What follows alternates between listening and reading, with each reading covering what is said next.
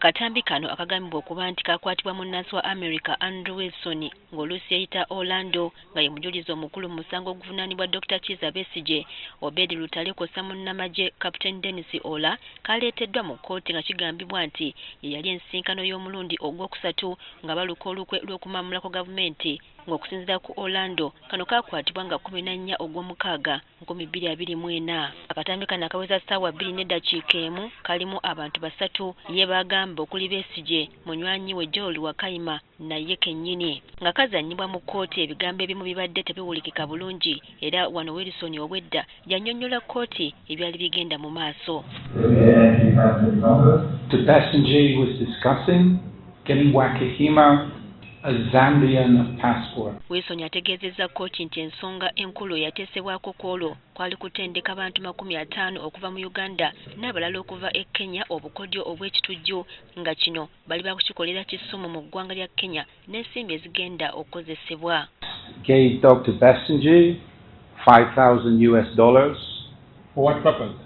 to book the training area, training location in Kisumu and to assist with the transportation of the students from Uganda. Musisinkano eno era mbu baateesa ku ngeri gye bayinza okutambuzaamu ebyokulwanyisa kw'ossa ensimbi ez'ebicupuli ezaali zirina okuyisibwa mu ggwanga lya Congo e Mombasa mu Kenya Mogadishu bitwalibwe e Kisumu awali wagenda okubwa enkambi. About bringing drones into Kisumu for training, and also those drones would be moving into Uganda with myself and select personnel to start the attacks. Dr. Besigye also just said they had used, and I take it he means the unofficial airstrip, to bring in guns before. Olw'okubanga omukulembeze w'eggwanga gwe gwali omutwe omukulu Wilson yabulidde kkooti nga bwe baateesa afuneyo abazungu abalala babiri abaali ab'okwefuula abalambuzi naye nga ekibaleese kubega byakwerinda by'omukulembeze w'eggwanga.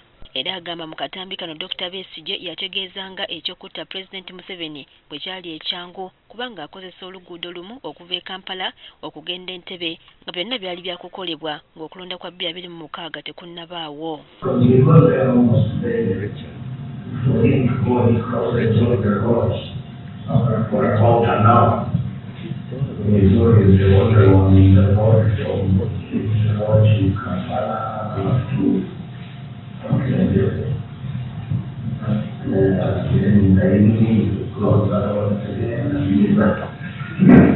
He's just using his hands to explain that there's one road in and one road out from Kampala to Entebbe.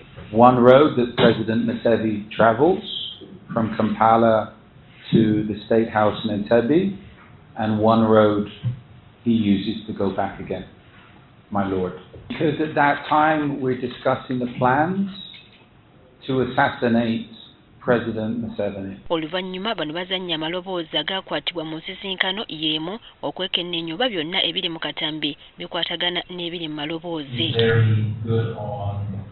Omulamuzi Emmanuel Baguma ali mu mitambo gy'omusango guno agongezzayo kutuuka ku Lwokubiri lwa Ssabbiiti ejja nga tekimanyikiddwa oba ku olwo Besigye anaaba akubye ku matu okulabikako mu kkooti.